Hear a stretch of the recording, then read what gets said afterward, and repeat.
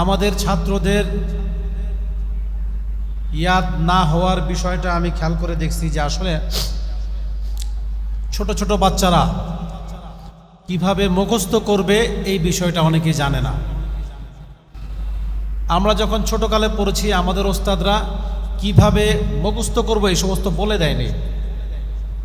আমরা মুখস্থ করছি, কায়দা পড়ছি, নাজেরা পড়ছি, বাস হেফজ শুরু করছি, এই একটা আয়াতকে বারবার পড়ছি, ইয়াদ হয়ে গেছে, বাস এভাবেই আমরা চলে আসছি এবং আমাদের জেনারেশনটা এইভাবে চলে আসতেছে। একটা কথা ভাবতে হবে যে আগের মতো বাচ্চাদের এই ব্রেনটা খালি না। আমরা যখন পড়াশোনা করছি আমাদের ব্রেনটা এত চতুর্মুখী ঘুরতো না। এই মেমোরি কার্ডের মধ্যে অনেক কিছু ঢুকতো না। এখন দেখেন,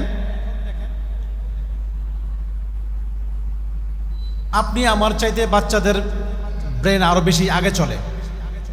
আপনি যদি কোনো হেরা কবি কলকাতা, ছোট ছোট বাচ্চা, আপনি মোবাইলের একটা ফাংশন বোঝেন না, বাচ্চার কাছে দিবেন, এই টিপা টিপা দেখবেন যে হ্যাঁ আপনারা শিখাই দিব। বলুন, আপনি বুঝেন না, পোলাপানে বুঝে। আমার ছোট বাচ্চা আমারে গেম কেমনে ডাউনলোড করে, আমি তুমি কাইটা দিই, তুমি আবার ডাউনলোড করো কেমনে, গুগলটা ফালাই দিছি আমি, ওইটাও বাইক করে ফেলাইছে। আজকাল পোলাপানে এত এক্সপার্ট।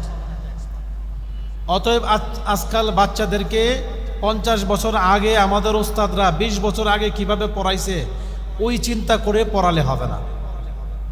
সময়ের সাথে সাথে আমাদের কথাবার্তা, আমাদের চাল চলন, আমাদের শিক্ষকতা, আমাদের মেজাজ সব কিছুর পরিবর্তন আনতে হবে। এটা আমরা করি না।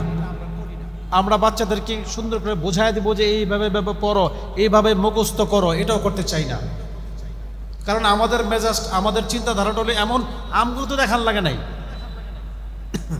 তাই না? এই জন্য এই সমস্ত বিষয়গুলো ভাবতে হবে। প্রত্যেকটা বাচ্চাকে আলাদা করে ভাবতে হবে যে এদের মেজাজটা কেমন, এরা কি চায়।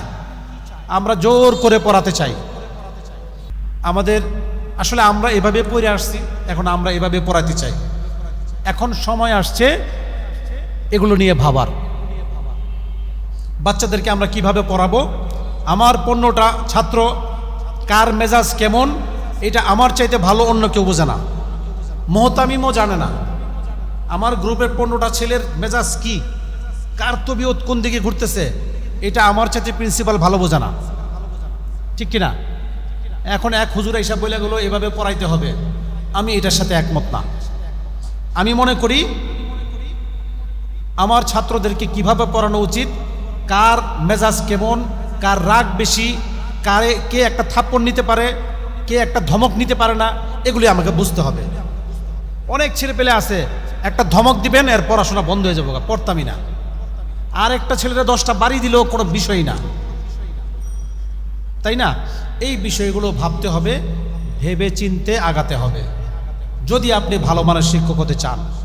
আর যদি মনে করেন যে আমি যেভাবে চলে আসতেছে সবক শুনবো, 7 সবক শুনবো, আমুখতা শুনবো, বাস যেমনি আছে এমনি চলতে থাকবেন, আপনি একজন জনপ্রিয় শিক্ষক হতে পারবেন না।